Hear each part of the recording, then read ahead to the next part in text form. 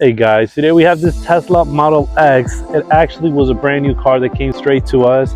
Customer wanted to get their car protected as soon as they could. This customer did that full body paint protective film and just a clear glossy finish. We did a full body ceramic coating on top of the paint protection film. Also an interior coating to protect the interior from like the sun, anything from cracking, the heat. So that ceramic coating interior and exterior is really going to help out with this vehicle, keep it looking nice and new for the long run.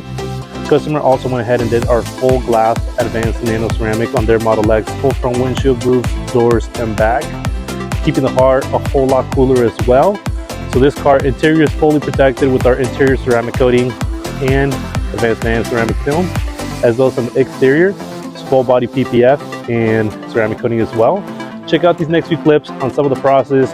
Currently have the car parked out here right before the customer picks up. Wanted to give it a quick little charge before the customer gets back on the road. Like I said, check out these clips and check out this process.